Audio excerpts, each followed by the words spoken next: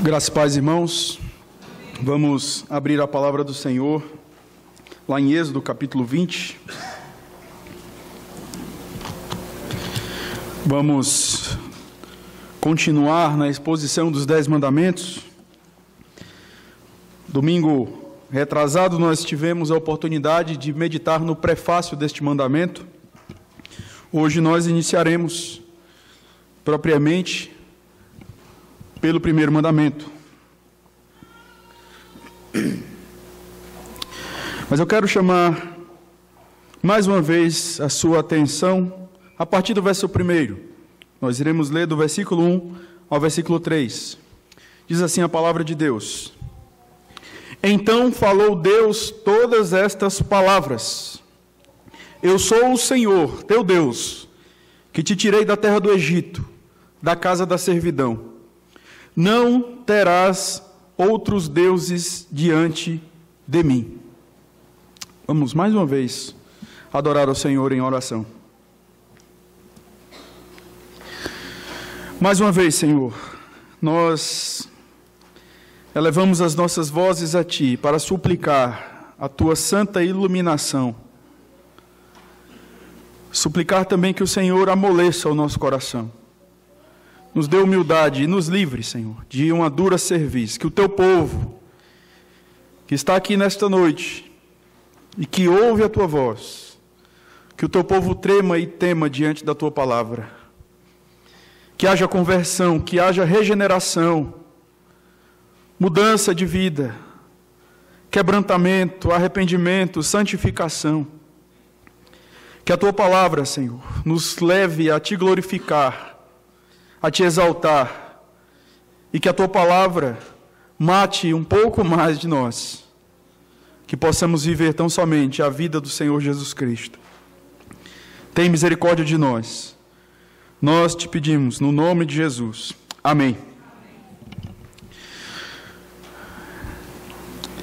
Eu creio que você seria visto como um tremendo de um irresponsável se você, um pai de família, ou alguém que toma conta de um determinado grupo de pessoas, se você simplesmente resolvesse, num certo dia, aproveitando que estamos chegando no final do ano, onde as pessoas já começam a projetar o ano de 2017, então você resolve fazer um planejamento do ano de 2017, onde você vai dizer o que aquelas pessoas que estão debaixo da sua responsabilidade vão comer, o que elas irão assistir, o que elas irão vestir, como elas irão viver. Você planeja isso nos mínimos detalhes, sem consultar essas pessoas. E aí você chega no dia 31 de dezembro, senta com a sua família, olha para eles e diz: olha, eu já planejei todas as coisas. Eu já sei o que é que vocês vão comer, eu já sei o que é que vocês vão assistir, eu já sei o que vocês vão vestir, eu já sei para onde vocês vão, que programações vocês terão. É claro que isso é um absurdo e eu creio que ninguém seria maluco de fazer uma coisa dessa. Mas a pergunta é, o que você acha que a sua esposa diria? Por exemplo, eu acho que ela iria olhar para você e de repente dizer: você está ficando louco. Por que você não me consultou? Por que você não consultou, gente? Será que você não sabe o que os seus filhos gostam? Será que você não sabe o que eu gosto? É interessante isso e a gente, obviamente, acha que isso é uma maluquice. Mas nós estamos fazendo isso com Deus o tempo todo. Nós temos os nossos planos, nós temos os nossos gostos, nós temos as nossas preferências, nós temos os nossos projetos, alvos, objetivos.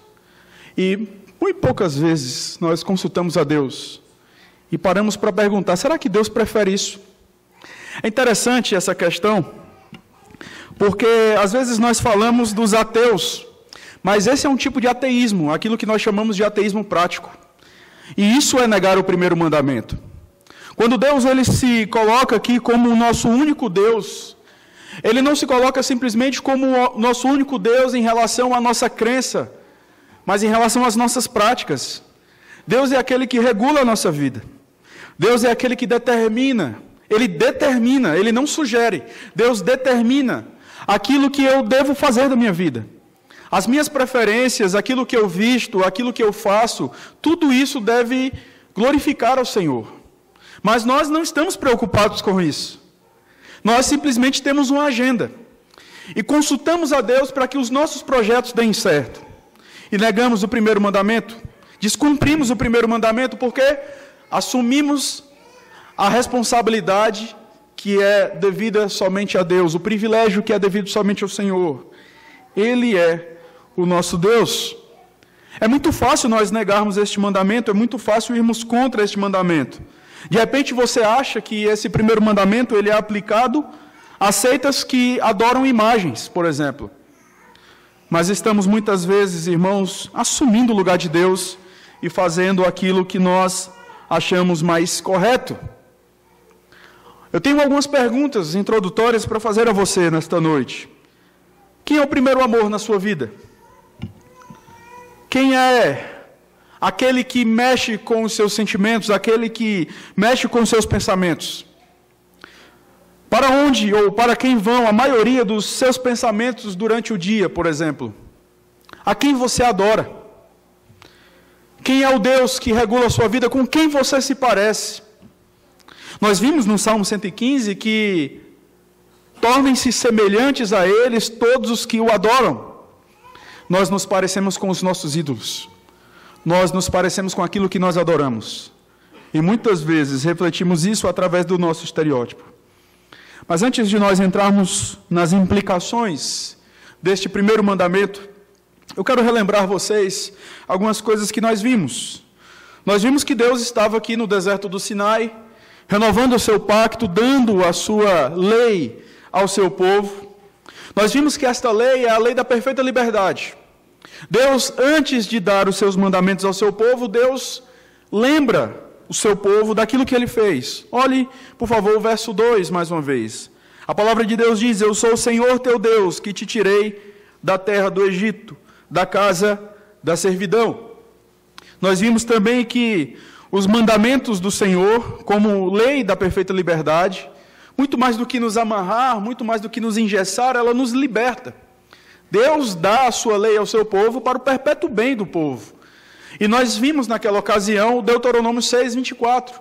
E agora eu chamo a sua atenção para Provérbios, capítulo 3, versículo 1 e 2, onde nós vemos o mesmo princípio. A palavra de Deus, ela nos diz: filho meu, não te esqueças dos meus ensinos, e o teu coração guarde os meus mandamentos, porque eles aumentarão os teus dias e te acrescentarão anos de vida e paz. Deus dá a sua lei ao seu povo para o perpétuo bem da sua nação, do seu povo santo. A lei do Senhor, ela foi instituída, sim, para a glória de Deus, mas para benefício do povo. Eu quero trazer algumas considerações antes de entrarmos na exposição do primeiro mandamento. Antes de expormos este mandamento, conforme já mencionei pela manhã, nós iremos sempre ler o prefácio, porque nós entendemos aqui, de acordo com a W. Pink, que nós temos os argumentos mais pesados para obedecer. Por que eu devo obedecer? E aí você lembra que nós mencionamos Deuteronômio capítulo 6, quando o filho perguntar para o pai: por que eu devo observar a lei? Você deve observar a lei, porque um dia, eu estou parafraseando aqui, um dia nós estávamos presos no Egito, e o Senhor, com mão forte, nos libertou de lá. O Evangelho sempre é apresentado em primeiro lugar.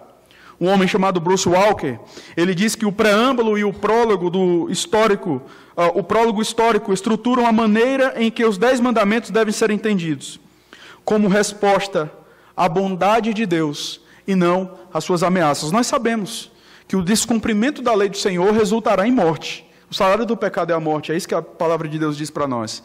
Mas o argumento que Deus dá aos seus filhos é para que vocês vivam, para o nosso perpétuo bem. Uma outra consideração que eu quero fazer, é o fato do mandamento dizer: não terás outros deuses diante de mim. Isso não é uma afirmação de que existem outros deuses. Nós cantamos, por exemplo, aqui: não há Deus maior, não há Deus melhor. Eu já vi alguns pastores que têm uma certa dificuldade com esse cântico, porque dizem que isso é uma propagação do politeísmo, por exemplo, o que não tem nada a ver. A ideia, de fato, aqui, senão o primeiro mandamento estaria errado na sua estrutura, mas a ideia aqui é que não existem, obviamente, deuses em termos de natureza e ofício, mas deuses que o homem cria no seu próprio coração. E como é fácil nós criarmos deuses que regulam a nossa vida, deuses por quem nós vivemos, deuses por quem nós ansiamos. Uma terceira consideração que eu quero fazer aqui é que o pronome pessoal está aqui na segunda pessoa, tu, e não vós. O dever é individual. Isso vai aqui para os adolescentes, para as crianças, que de repente pensam que essa palavra não tem nada a ver com vocês, tem a ver com os pais de vocês. Muito pelo contrário. Deus requer compromisso de vocês também. Deus requer lealdade de vocês, amor leal também de vocês. E mais uma vez, permitam-me mencionar Bruce Walker. Ele fala que a forma de legislar é com o emprego do verbo na segunda pessoa do singular, tu e não plural vós. Entre outras palavras, os 10 mandamentos estabelecem intimidade entre o rei e entre cada israelita, ou seja, Deus, através dos seus mandamentos, Ele quer ter intimidade não só com o seu povo, não é só uma relação onde Deus entrega os seus mandamentos ao seu povo, mas é uma relação também pactual, individual, onde Deus faz isso com cada um. E conforme falei, como é fácil nós criarmos ídolos em nossos corações. Eu chamo a sua atenção para Deuteronômio capítulo 4, versículo 39. A palavra de Deus nos diz hoje: deveis saber e considerar no coração que só o Senhor é Deus, em cima no céu e embaixo na terra. Não há nenhum outro. Essa questão aqui, muito mais do que uma questão de externar uma declaração pública, essa é uma questão do coração. E a pergunta, mais uma vez, é pertinente. Deus é o único no seu coração? Deus é o único a quem você direciona a sua vida? Antes de tomar qualquer decisão, você se importa com o que Deus pensa? Você se importa com o que Deus acha, o que Deus prefere? Você pensa no Senhor? Você pergunta a Deus antes de tomar qualquer decisão?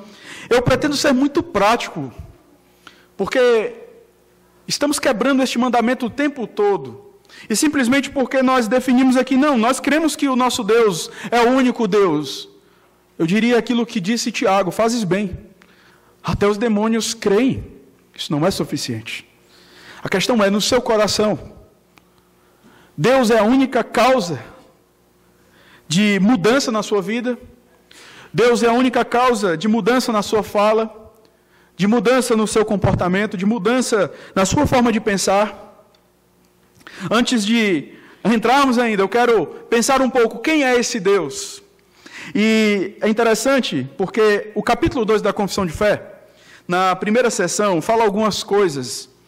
E só essa definição, que ainda não limita quem é Deus, já traz um certo sentimento de, Senhor, não entendi nada. Eu quero ler para vocês. A definição que a Confissão de Fé traz em relação a esse Deus triuno é: há um só Deus, vivo e verdadeiro, o qual é infinito em seu ser e perfeição, um Espírito puríssimo, invisível, sem corpo, membros ou paixões, imutável, imenso, eterno, incompreensível, onipotente, sapientíssimo, santíssimo, soberano, absoluto, operando todas as coisas segundo o conselho da sua própria e imutável e justíssima vontade para a sua própria glória. Amantíssimo, gracioso, misericordioso, longânimo, riquíssimo em bondade e verdade, perdoando a iniquidade, a transgressão e o pecado. É galardoador daqueles que diligentemente o buscam e, sobretudo, justíssimo e muito terrível em seus juízos, pois odeia todo o pecado e, de modo algum, inocenta o culpado. Essa definição ainda não limita a natureza de Deus. Por que eu coloquei isso aqui? Porque, irmãos, nós devemos buscar conhecer o Deus a quem servimos. E não devemos ser negligentes quanto a isso. Ignorar o conhecimento de Deus é ir contra o primeiro mandamento, é quebrar o primeiro mandamento. Não pense que você quebra este mandamento só quando você se dobra a uma imagem. Não pense que você quebra este mandamento quando você simplesmente adere a uma determinada seita. Não. Você pode quebrar este mandamento mesmo aqui, simplesmente aceitando uma concepção equivocada acerca de Deus. Quem é o Deus a quem você adora? É o Deus bíblico? É o Deus que se revela nas Escrituras? Ou é o Deus que você prefere? Nós vimos no prólogo, no verso 2 propriamente, ele dizendo: eu sou o Senhor teu Deus, que te tirei da terra do Egito, da casa da servidão. Eu sou Yahvé, eu sou o Supremo, eu sou o Eterno, eu sou o alto existente, não há ninguém semelhante a mim. A quem me comparareis? Eu sou o Senhor teu Deus. Quando Deus ele simplesmente resolve, antes de dar os seus mandamentos, dizer: eu sou o Senhor teu Deus, ele está ali apontando para a sua natureza, apontando para a grandiosidade do seu caráter. Ele é o Deus soberano. E é por causa disso, desse Deus que é supremo e que reina absoluto, sobre tudo e sobre todos, como foi mencionado aqui, nós temos a obrigação, porque nós dizemos que somos o seu povo, de simplesmente obedecê-lo e honrá-lo. Diante disso, eu quero responder a duas perguntas daquilo que nós vemos no primeiro mandamento. Primeiro, eu quero responder ao que Deus requer de você neste mandamento. O que Deus requer de nós neste mandamento? Em primeiro lugar, Deus quer que você o ame acima de todas as coisas. Ele é o primeiro na sua vida. Ele é o alvo da sua vida. Mas é interessante que a perspectiva de amor, conforme falei anteriormente, falei pela manhã, até mesmo no meio cristão, ela tem sido cada vez mais diminuída. Alguns reduzem amor a um mero sentimentalismo. O amor que nós devemos ter para com o nosso Deus é um amor pactual. Um amor onde a comparação que Deus faz da sua igreja é que a sua igreja é uma noiva. Nós devemos lealdade ao nosso noivo. Nós devemos os nossos pensamentos a Ele, os nossos projetos a Ele. Nós não pertencemos a nós mesmos, nós pertencemos a Ele. Ele é o nosso noivo e devemos ter os nossos afetos direcionados a Ele. Não amarmos somente da boca para fora, mas amarmos de fato, pensarmos nele. A confissão de fé, o catecismo, ele fala em um dos seus comentários, ele diz: lembrar dele, tê-lo em alta conta, honrá-lo, preferir, desejá-lo. Será que é isso que acontece conosco? Será que de fato amamos a Deus acima de todas as coisas? Alguém que ama acima de todas as coisas é alguém que busca conhecer. Eu já falei isso também pela manhã. É estranho, por exemplo, o marido que olha para sua esposa e diz: olha, eu te amo, mas eu não quero te conhecer. Eu não quero saber o que você pensa, eu não quero saber o que você gosta, isso não importa para mim. Irmãos, como é que nós dizemos que amamos a Deus se nós negligenciamos a leitura da sua palavra? Se nós negligenciamos a pregação?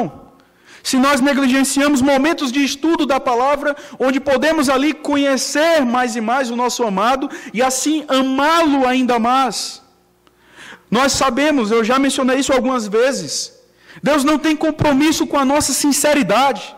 Deus não tem compromisso e Ele não vai justificar você por isso. Ele vai justificar você por obediência. Uma sinceridade aceitável diante do Senhor é uma sinceridade submetida à sua palavra, à sua vontade revelada. Sinceridade que exclui a palavra de Deus é perversidade, é orgulho, é arrogância. Deus é quem determina como eu devo adorá-lo, como eu devo amá-lo, o que eu devo fazer para agradá-lo. E se eu amo o meu Senhor acima de todas as coisas, eu temo ao Senhor a ponto de eu preciso ler a sua palavra. Se aquilo que agrada o meu Senhor está revelado na sua palavra, é para lá que eu vou. É para lá que eu devo recorrer. João 14, versículo 15, é bastante direto. Eu já mencionei esse texto algumas vezes, como mencionei também João 14, versículo 21. João 14, versículo 15 diz: se me amais, guardareis os meus. Não é mero sentimentalismo. Não é aquela questão romântica ou aquele filme Diário de uma Paixão. Ou aquela coisa meio Crepúsculo, será que eu amo o lobo ou o vampiro? Não. É um amor que regula a nossa vida. É um amor que nos submete à sua vontade e que muitas vezes é paga com o nosso próprio sangue. É um amor que nos leva muitas vezes ao sacrifício. Quando você ama, você muitas vezes se sacrifica pela pessoa com quem você ama. Que dirá os irmãos aqui que estão com filhos recém-nascidos, que muitas vezes tem que estar ali com dor na lombar, segurando. Não é um desabafo, irmãos. E ali, quando a gente ama, a gente se sacrifica.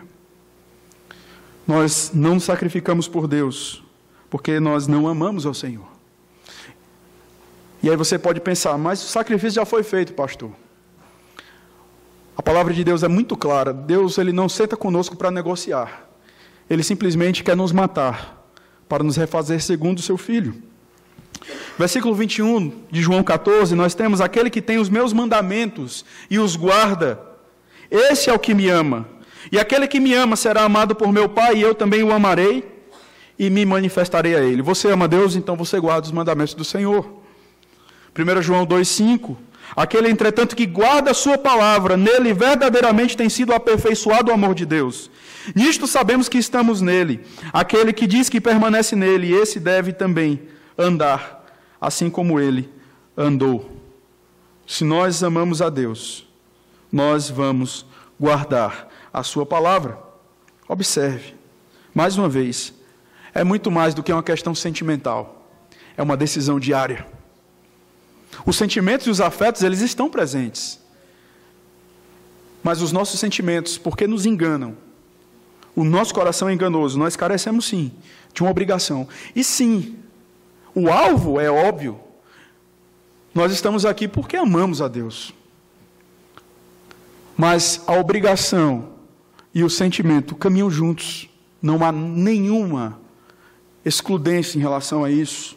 Nós estamos aqui porque amamos a Deus e cumprimos os seus mandamentos, porque Ele ordena e porque isso agrada o nosso coração. A primeira coisa que o primeiro mandamento requer é que você ame a Deus acima de todas as coisas. A segunda coisa que o primeiro mandamento requer de você: Deus quer que você o glorifique em todas as coisas. Deus quer que você coloque a Ele como o primeiro. Você deve glorificá-lo no culto privado, ou seja, na sua vida devocional. Você deve glorificá-lo através do culto familiar. Você deve glorificá-lo através do culto público. Nós devemos glorificá-lo de acordo com as indicações dele, e não de acordo com as nossas indicações, porque a palavra de Deus é clara: eu sou o Senhor teu Deus. Deus se coloca de maneira superior a nós. Deus não é o nosso igual. Deus não está equiparado a nós. Ele está acima de nós. E como alguém que está acima de nós, Ele diz o que nós devemos fazer, e nós, como seus servos, obedecemos. E glorificamos a Ele, ou seja, nós buscamos agradar a Deus em toda e qualquer situação. Pensar nele, meditar sobre os seus feitos, mesmo em momentos de aflição. Ter zelo por nosso Deus, pelo nosso Deus. Atribuir a Ele todos os feitos. Tudo aquilo que fazemos, isso é honra e glória do Senhor. Isso é somente feito, executado, por conta da sua ação em nós. Mas a pergunta é: por que você fica chateado quando o presbítero não te agradece? Quando o diácono não lembra de você? Quando o pastor se esquece de dizer que você doou alguma coisa, ou que você fez alguma coisa? Irmãos, não há qualquer dificuldade em agradecermos as pessoas. Mas por que você fica chateado quando não é lembrado? Se você entende que você deve viver para a glória de Deus. É muito fácil nós falarmos: não, eu faço tudo para a glória de Deus. Mas se as suas expectativas não são atendidas, você simplesmente murcha e desanima na caminhada cristã. Você está assumindo o lugar de Deus. Você está quebrando o primeiro mandamento. Tudo aquilo, irmãos, que fazemos, tudo isso deve ser tão somente para a honra e glória do nosso Deus. Romanos capítulo 11, versículo 36. Porque dele, e por meio dele, e para ele são todas as coisas, a ele, pois, a glória eternamente. Amém. Deus quer ser glorificado em todas as coisas. Deus quer que você se satisfaça nele. Essa é uma terceira coisa que este primeiro mandamento requer de nós, que Deus requer de nós. Isso, obviamente, remete você às primeiras perguntas dos catecismos. Nós fomos criados não para nos satisfazermos, nós fomos criados, na verdade, para nos satisfazermos nele. Este é o nosso supremo destino. Glorificar a Deus é satisfazer-se ao mesmo tempo no Senhor, é ter prazer no Senhor. E eu chamo a sua atenção para o Salmo 73, versículo 24 e 28. Nós estamos aqui pensando o que implica, o que significa ter o nosso Deus como o único Senhor, o único Deus. Amá-lo acima de todas as coisas, glorificá-lo em todas as coisas, satisfazer-se nele. Salmo 73, verso 24 ao verso 28. Tu me guias com o teu conselho, e depois me recebes na glória. Quem mais tenho eu no céu? Não há outro em quem eu me compraza na terra. Ainda que a minha carne e o meu coração desfaleçam, Deus é a fortaleza do meu coração e a minha herança para sempre. Os que se afastam de ti, eis que perecem. Tu destróis todos os que são infiéis para contigo. Quanto a mim, bom é estar junto a Deus. No Senhor Deus ponho o meu refúgio para proclamar todos os seus feitos. Eu estou junto a Deus, não porque eu tenho medo das ameaças, mas porque é bom, sagrado o meu coração. Bom é estar junto a Deus. Agora, entendam uma coisa. Satisfazer-se em Deus não é rejeitar a sua obra criativa como meio de satisfação. Satisfazer-se em Deus não é rejeitar os prazeres que a obra criativa de Deus pode nos dar. Por exemplo, há quem pense que amar a Deus acima de todas as coisas é uma impossibilidade para amar outras coisas. Há quem pense que glorificar a Deus acima de todas as coisas, ou satisfazer-se em Deus acima de todas as coisas, é não encontrar satisfação e alegria, por exemplo, na esposa, ou nos filhos, ou num determinado lazer. Não, irmãos. A obra do Senhor, a criação de Deus, a palavra de Deus fala que a sua criação reflete a sua glória. Deus se revela na sua criação. E através da sua obra criativa, nós podemos ainda mais amar o nosso Deus. Eu posso sim me satisfazer na minha esposa, eu posso me alegrar com a minha esposa, eu posso dizer que eu amo sobremaneira a minha esposa, e isso render glórias, e isso render homenagens a Deus. Mas acima de tudo, eu amo o Senhor, acima de tudo, a minha satisfação última é o meu Deus. Mas as gotas de prazer que nós temos nas relações bíblicas que Deus nos dá, e eu não falo só em relação à esposa, mas em relação a filhos, em relação à criação de Deus como um todo, essas gotas de prazer, elas apontam para o prazer eterno que nós teremos. Se a minha esposa que é pecadora consegue dar prazer a mim, se eu que sou pecador consigo dar prazer à minha esposa, consigo alegrar o coração do meu filho, o meu filho consegue me alegrar. Imagine você, uma alegria permanente, uma alegria eterna que não terá fim. Imagine você, um prazer que você sentirá por toda a eternidade. Isso é o céu, isso é Cristo. E eu posso então, ao me alegrar com aquilo que Deus criou, eu posso refletir sobre a grandeza de Deus. E aí eu adoro o Senhor. Eu não só agradeço a Deus, mas eu paro e penso, meu Deus, se isso aqui é prazeroso, imagina a eternidade contigo. Então tem crente que está se isolando das coisas que Deus criou, porque acha que isso é piedoso. E isso é impiedoso e perverso, porque você deixa de render glórias a Deus por isso. Uma outra coisa, uma outra questão que Deus quer de você, neste mandamento, Deus quer que você o tema. Deus quer que você o tema acima de todas as coisas. O que é isso? Temor a Deus consiste em ter respeito para com a sua majestade, suprema reverência por sua autoridade e um desejo por sua glória.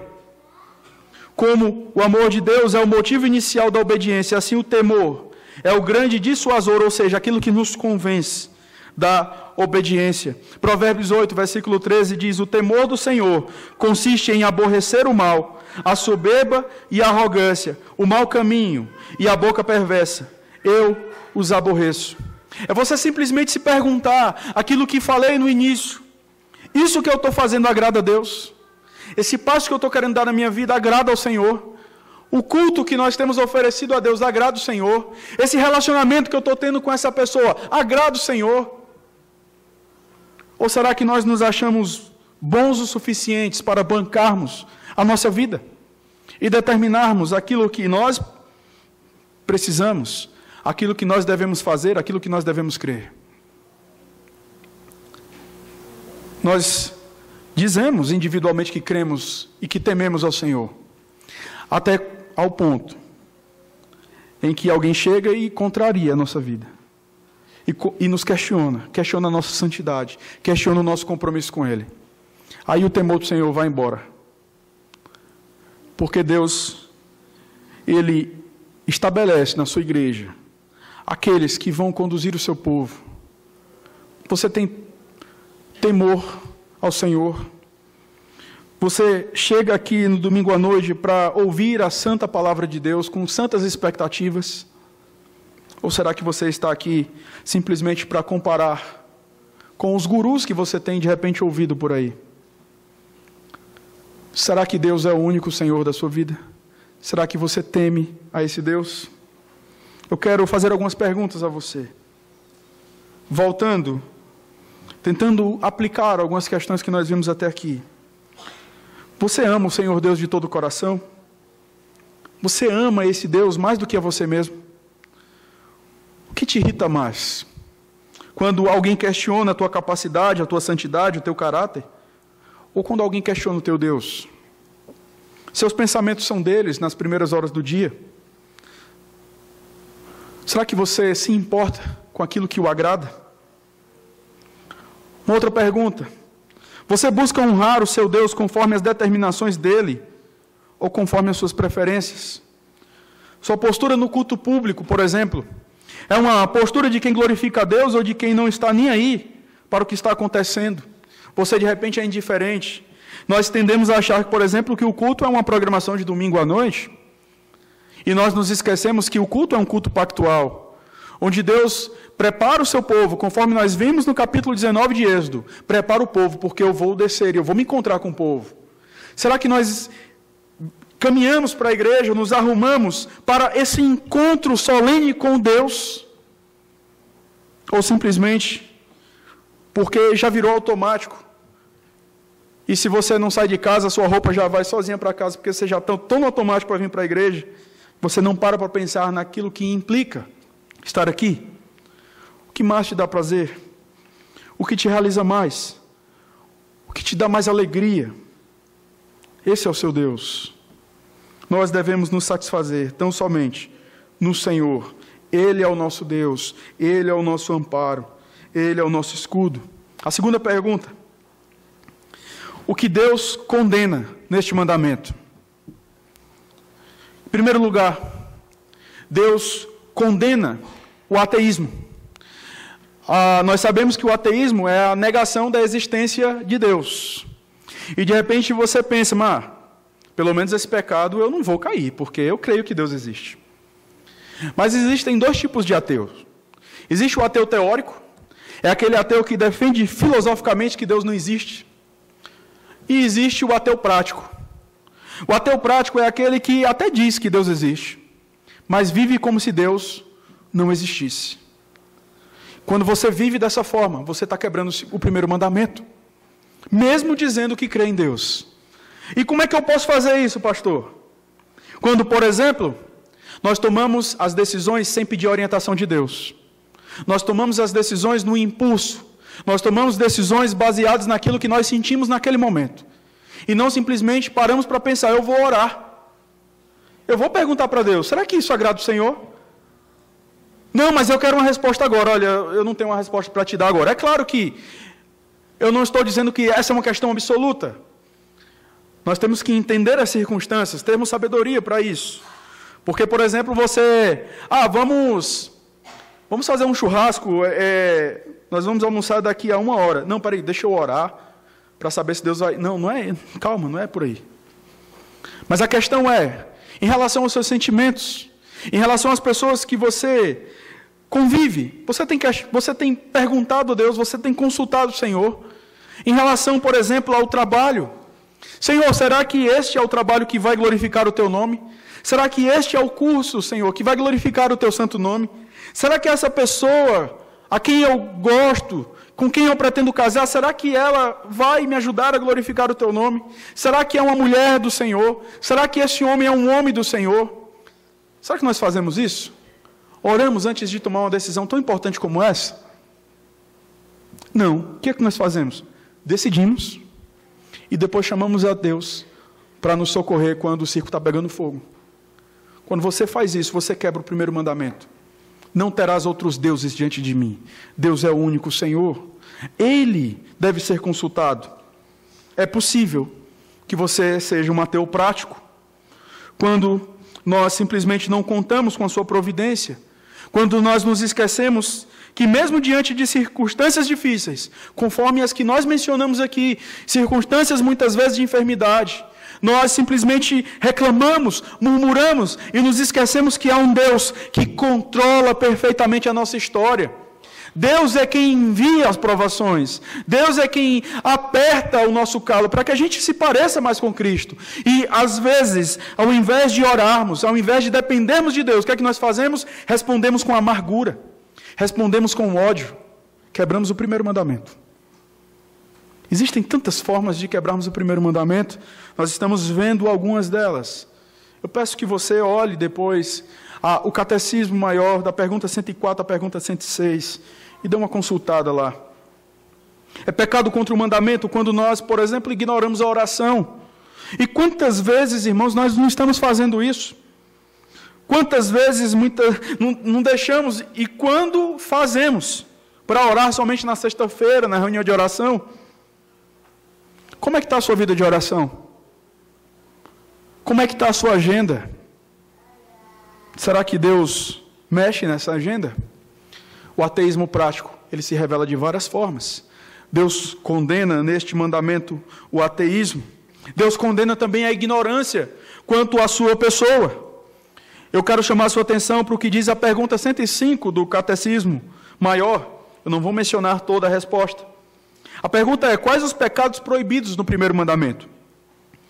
Uma parte apenas da resposta diz: a ignorância, o esquecimento, os falsos conceitos, as falsas opiniões, os pensamentos indignos ou ímpios sobre Deus. Sabe quando você faz isso em termos práticos? Quando você negligencia, por exemplo, a oportunidade de aprender mais da palavra de Deus na igreja que Deus te plantou. Quando você até corporalmente está aqui, mas não está com os ouvidos abertos, com o coração aberto, para ouvir aquilo que Deus tem a dizer, você quebra o primeiro mandamento. Quando na hora da pregação, por exemplo, você está com a cabeça em outro lugar, porque você acha que é o pastor que está falando, mas não, é o Senhor Deus. E ai de mim, de pregar heresia aqui, porque eu estaria quebrando o terceiro mandamento, estaria usando o nome de Deus em vão. Quando você se submete ao conceito, o importante é saber que Jesus me salvou. Essa história de estudar trindade, providência, decreto de Deus, isso aí é besteira. Você está caminhando para quebrar o primeiro mandamento, você está agindo de maneira ignorante. A ignorância é condenada porque Deus quer ser adorado em espírito e em verdade. Deus se revela. E a adoração ao Senhor é conforme aquilo que Ele determina para nós. Mas ainda temos mais coisas. Quando você vem ao culto, mas se comporta muitas vezes no culto de maneira inconveniente. Quando você se nega a cantar os cânticos. E às vezes a gente, num ar de maturidade, a gente diz: não, mas para aí, eu estou cantando em espírito aqui, para aí, Deus te deu voz para quê? Você sabia que o cântico é um elemento de culto? Você, quando canta, você está servindo a Deus. Você não está só fazendo coro com a igreja. Você está servindo ao Senhor. E quando você pode fazer isso, você se nega. Você está sendo indiferente ao Deus Supremo que espera isso de você. Você está quebrando o primeiro mandamento. Quando, por exemplo, você não levanta na hora que o pastor ou o presbítero pede para levantar em reverência à palavra de Deus, estando ao seu alcance o fazê-lo. Que fique claro isso. Existem pessoas que não podem de fato, mas existem pessoas que se negam a fazer isso, mas se levantam diante de outras autoridades, se levantam em outras situações. Não é a mim que estão negando, não é o presbítero que estão sendo indiferentes, mas é o Senhor Deus. Mas nós compramos um conceito de maturidade, que nós falamos, não, mas eu posso adorar a Deus de qualquer maneira, com aquele ar de intelectualidade, como se soubesse alguma coisa. Quando você, na hora do culto, fica com conversas paralelas, a palavra está sendo pregada e você, de repente, está cutucando seu amigo ou mandando mensagem para alguém, você está quebrando o primeiro mandamento. Você está desconsiderando o único Senhor, o Deus Supremo, que regula a nossa vida, que quer a primazia no nosso coração. Tantas formas, irmãos. Quando não tem um coração humilde para aprender, não é a mim, mas é o Senhor Deus que vocês estão negando. Tudo isso compõe a quebra do primeiro mandamento. Ser morno espiritualmente e não se importar com isso. A mornidão, conforme aprendemos no nosso catecismo, é uma quebra do primeiro mandamento. Quando você é morno espiritualmente, não se importa com isso. Apocalipse capítulo 3, versículo 15. Conheço as tuas obras, que nem és frio nem quente, quem dera fosses frio ou quente. Nós olhamos aqui Jeremias capítulo 4, versículo 22. Depois eu chamo a sua atenção para Oséias capítulo 4, versículo 6. Primeiro Jeremias 4, versículo 22, a palavra de Deus diz, deveras, o meu povo está louco, já não me conhece. São filhos nécios e não inteligentes. São sábios para o mal e não sabem fazer o bem. Jeremias fala isso num contexto onde o povo havia negligenciado a aliança. Os profetas eram enviados e o povo dizia, não, nós queremos ouvir os falsos profetas. Que eles nos falem aquilo que o nosso coração quer ouvir. Quando você faz isso, você quebra o primeiro mandamento. E nós achamos que esse pecado, essa questão especificamente, ela está lá nos meios neopentecostais. Não, muitas vezes está aqui no nosso meio. Muitas vezes está aqui. E se tem uma coisa que o crente, ele tem, às vezes, a tentação de fazer, é assenhorar pessoas específicas como senhores de sua consciência. Não, eu vou ouvir o fulano, porque o fulano é quem sabe a verdade. Peraí, ele é o seu Deus? Você tem que ouvir ao Senhor Deus. E sabe qual é o grande problema de muitos reformados? É que eles não param para pensar no que é dito, mas quem diz. E aí eu tenho medo, de repente, de chegar alguém aqui e simplesmente dizer que Jesus ele entrou numa nave espacial e foi para o céu. E muita gente acreditar. Porque fulano é reformado. Então deixa ele dizer os absurdos que ele acha. Eu não vou conferir na Escritura. Lembre-se dos crentes bereanos, Paulo estava pregando ali. E a Bíblia diz que eles iam conferir nas Escrituras para ver se de fato aquilo que Paulo estava pregando era verdade. Se Paulo, que foi um homem tremendamente usado por Deus, inclusive para escrever muitos dos livros do Novo Testamento, era alguém que passava pelo crivo daqueles irmãos, onde eles iam para as Escrituras. Quanto mais nós, irmãos. Quanto mais nós. Oséias capítulo 4, versículo 6. O meu povo está sendo destruído porque lhe falta o conhecimento. Porque tu, sacerdote, rejeitaste o conhecimento, também eu te rejeitarei, para que não sejas sacerdote diante de mim, visto que te esqueceste da lei do teu Deus, também eu me esquecerei de teus filhos. Deus condena a ignorância. Deus condena o fato de negligenciarmos o estudo da palavra de Deus. E aqui vai um alerta. Você que pode vir na quarta-feira e não vem, você está se portando de maneira arrogante. Você que pode vir e não vem, porque você acha que sabe alguma coisa. E o que acontece é que você tem agido de maneira tola, sem refletir naquilo que Deus espera de você. Mas Deus condena outras coisas também. Deus condena a heresia. O primeiro mandamento condena toda e qualquer heresia a respeito de sua pessoa, revelação. Isso inclui todas as nossas falsas opiniões sobre Deus e a sua palavra. As falsas concepções estão, de fato, destruindo a unidade da igreja. É pecado contra o primeiro mandamento ter uma falsa doutrina sobre Deus.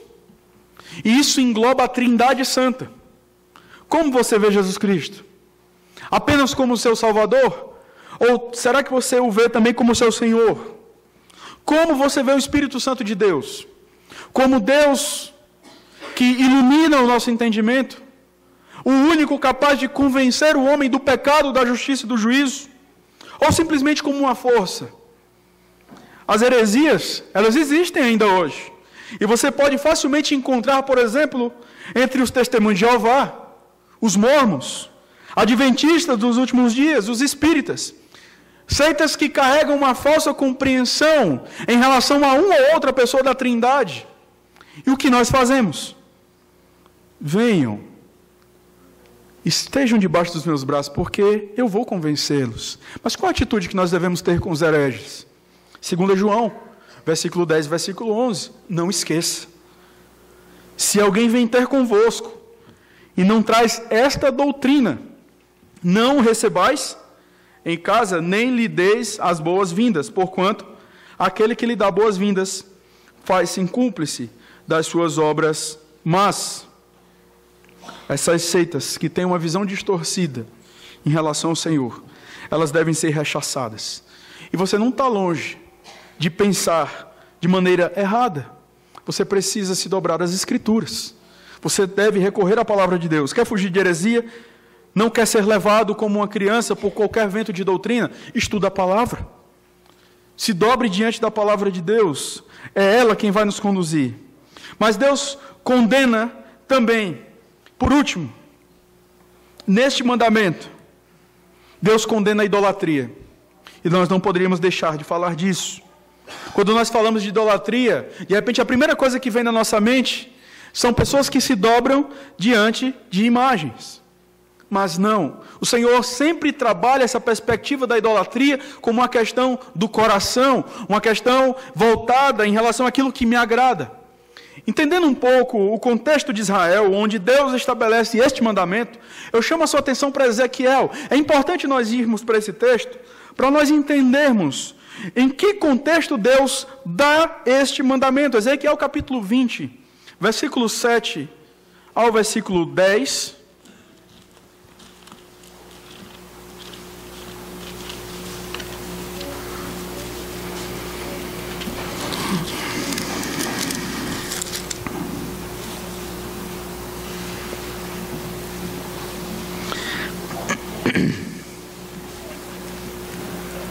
Ezequiel 20, do verso 7 ao verso 10, diz: Então lhes disse, cada um lance de si as abominações de que se agradam os seus olhos.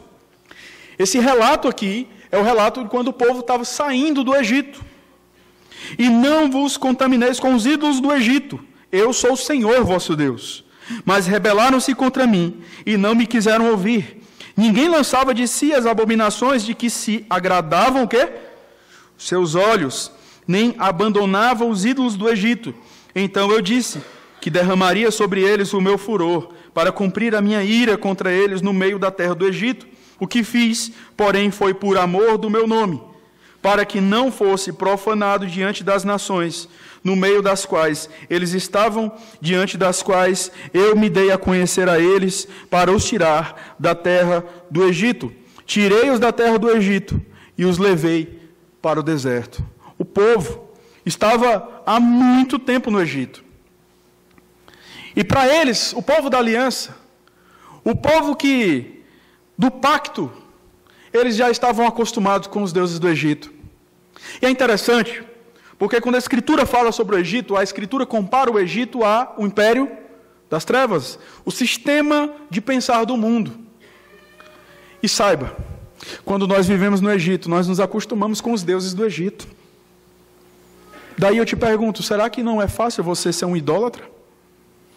Quanto mais você vive no mundo, mais você se acostuma com os deuses deste século. De repente o seu Deus é o dinheiro. De repente o seu Deus é o seu conforto. De repente o seu Deus é a sua segurança, é aquilo que você pode colocar de segurança na sua casa. E eu não estou dizendo que nós não podemos, por exemplo, colocar grades na nossa casa. Mas não é isso quem vai nos livrar, é o Senhor Deus. Não é porque eu coloquei um seguro no meu carro que as coisas agora não vão acontecer, ou que eu vou estar de boa, não. Em última instância, quem me guarda não é o seguro que eu coloquei, quem me guarda é o meu Deus. Ele é o meu amparo. Quando nós vivemos neste mundo, com a cabeça neste mundo, com o coração neste mundo, nós nos acostumamos. Ainda que professemos que servimos ao nosso único Senhor. O povo de Israel não dizia que adorava outros deuses. Na verdade, eles não negavam a existência do único Senhor. Eles não negavam. Eles diziam que adoravam a Deus. Eles diziam, não, nós adoramos o Deus de Jacó, o Deus de Isaac, o Deus de Abraão. Mas eles adoravam outros deuses. O que Deus condena como idolatria. É possível que você adore ao Senhor Deus. Eu não duvido que você canta aqui com sinceridade. Mas você, de repente, é alguém idólatra porque você adora o seu filho? Você adora a sua reputação? Você é alguém que adora a sua conta bancária? É só, por exemplo, você parar para ver a sua vida. Por que você perde o seu sono? O que te traz mais ansiedade? O que regula as tuas decisões? Esse é o seu Deus. O risco da idolatria era algo forte no meio do povo. E você há de lembrar aquilo que aconteceu lá em Êxodo 32, quando Arão ele faz um bezerro de ouro, e o povo de Israel, impaciente com a ausência de Moisés, eles resolvem ali adorar ao Senhor. E uma colocação que eu acho interessante daquilo que Arão diz, no versículo 5 do capítulo 32, apenas a última parte, Arão, depois de ter feito aquele bezerro de ouro, ele diz assim: amanhã será a festa a quem? Ao Senhor, a Yahvé. Mas espera aí, que Senhor é esse? O bezerro de ouro. O bezerro de ouro. Mas espera aí, Deus não tinha dito no segundo mandamento, não farás para ti imagem de escultura? Mas eles quebraram este mandamento. O que foi que aconteceu com a falsa adoração daquele povo? Muitos morreram. E você acha que adorar a Deus de qualquer jeito, ou com sinceridade do coração, é isso que Deus recebe? Deus não recebe. Deus abomina. Uma concepção errada sobre Deus é idolatria. A idolatria moderna não tem imagens fundidas de pedra ou madeira, mas imagens criadas por um público evangélico que quer dar vazão às preferências, às suas próprias preferências, aquilo que agrada o coração. O Catecismo de Heidelberg, na pergunta 95, sobre o que é idolatria, a resposta é: idolatria é ter ou inventar algo em que colocar a nossa confiança em lugar ou ao lado do único e verdadeiro Deus que se revelou em sua palavra. A confiança carnal em sua inteligência, a confiança em seu dinheiro, na sua conta bancária, a confiança em uma vida melhor por meio de um filho. O amor exagerado pelo filho, pelo cônjuge. Isso é idolatria. Família não necessariamente é uma coisa privada. Quem regula a sua família é Deus. Quem diz como você deve olhar para o seu filho é Deus. Quem diz como você deve olhar para a sua esposa é Deus. E quando você simplesmente não se importa com aquilo que a palavra de Deus diz, age conforme os apetites do seu coração, pretextando um amor pelo seu filho, um amor piedoso, isso é idolatria. Isso é quebra do primeiro mandamento. O amor pela autoimagem, o que é que as pessoas vão pensar de mim? Eu estou passando uma dificuldade no meu casamento, eu não vou pedir ajuda, o que é que as pessoas vão pensar de mim? Elas vão pensar que eu não sei resolver problemas, elas vão pensar que eu não sou aquele marido top, piedoso que elas achavam, elas vão pensar que eu não sou aquela mãe piedosa, elas vão pensar que eu não sou aquela esposa piedosa. Não, vamos resolver aqui entre nós. Isso é idolatria. Os ídolos são infindáveis. E o homem é extremamente criativo para inovar. Não é à toa que Calvino diz que o coração do homem é uma fábrica de ídolos. Somos tão inclinados à idolatria que idolatramos até a piedade. Como assim? Queremos muitas vezes ser piedosos para que as pessoas olhem para nós e nos destaquem na igreja. Olha como fulano pensa.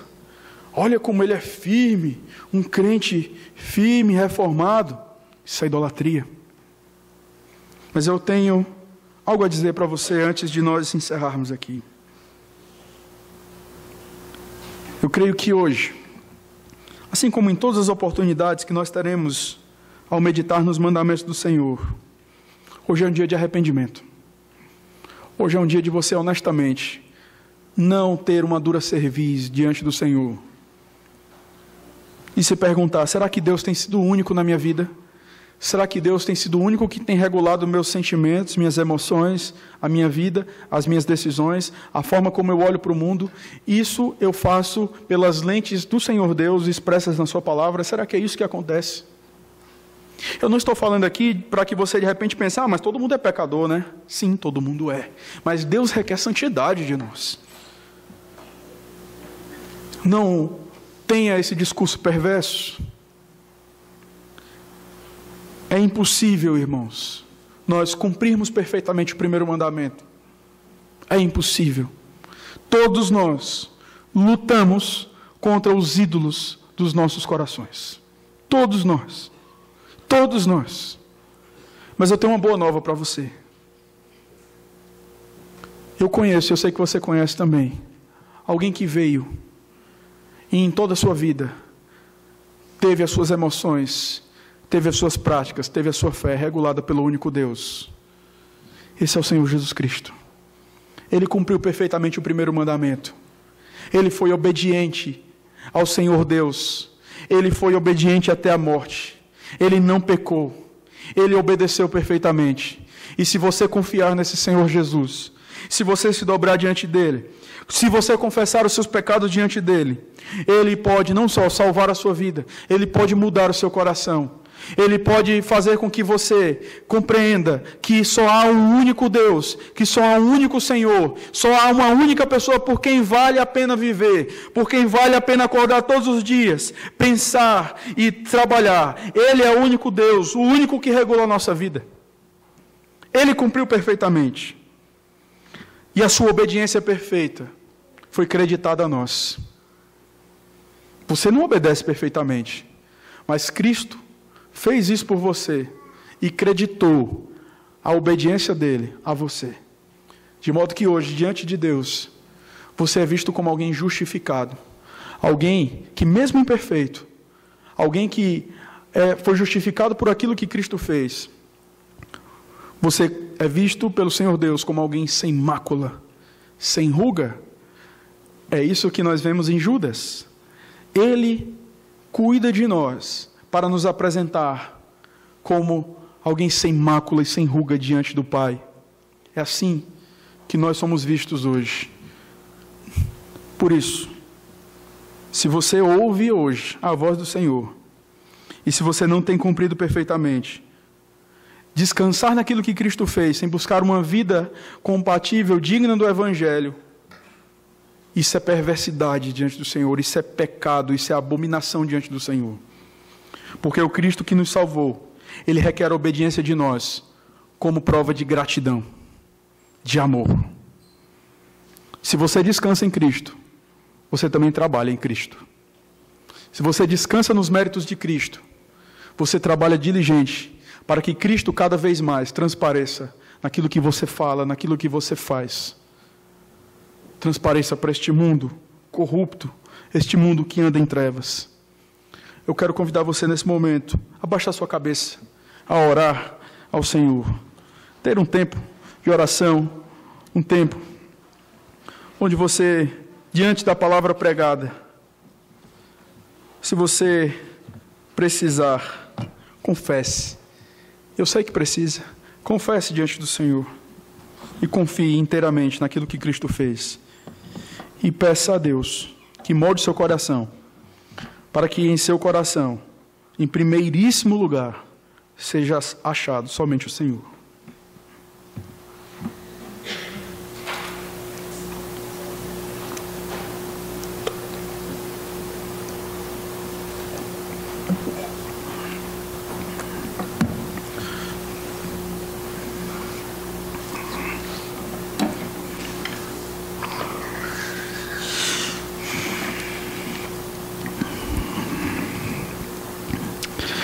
Senhor Deus, a Tua palavra foi pregada, foi anunciada, e nós sabemos que a Tua palavra é viva e eficaz. Pelo que eu te suplico, que esta palavra continue sendo alvo da meditação do Teu povo, mesmo ao término deste culto. Que possamos meditar, pensar sobre aquilo que o Senhor requer de nós, sobre aquilo que o Senhor proíbe e que temos feito. Tem misericórdia de nós, Senhor. Nos perdoa, porque muitas vezes o Senhor não tem sido o primeiro nos nossos corações. Tem misericórdia de nós. Tem misericórdia de nós. Porque muitas vezes caminhamos preocupados com as opiniões. Nos abatemos por circunstâncias. Ansiamos por tantas outras coisas. E não pelo Senhor. Muitas vezes estamos tristes não porque não temos vivido em santidade. Estamos tristes porque a nossa santidade foi questionada. Nos encontramos abatidos porque as concepções a nosso respeito não são as que nós queremos que as pessoas tenham. Nos preocupamos com a nossa reputação muito mais do que com a Tua glória. Tem misericórdia de nós, Senhor. Tem misericórdia de nós. Quebranta o nosso coração. Mas não permita, Senhor, pela Tua muita misericórdia e graça, que aquilo que o Senhor tem nos permitido saber até hoje, seja uma luz a conduzir o nosso caminho para o inferno. Mas que aquilo que temos aprendido até hoje, modifique o nosso coração. E nos faça, Senhor, ao experimentar o céu neste momento, neste tempo, nos faça ansiar por estar contigo. Nos faça dizer: Maranata, ora vem, Senhor Jesus. Queremos nos encontrar com o nosso noivo.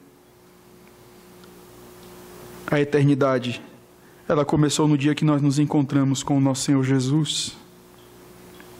Que o nosso coração seja do Senhor, totalmente do Senhor. A Ti, Senhor, nós devotamos o nosso coração prontamente, totalmente. Ele é Teu. Que o Senhor tenha misericórdia de nós. No nome de Jesus. Amém. Vamos, irmãos.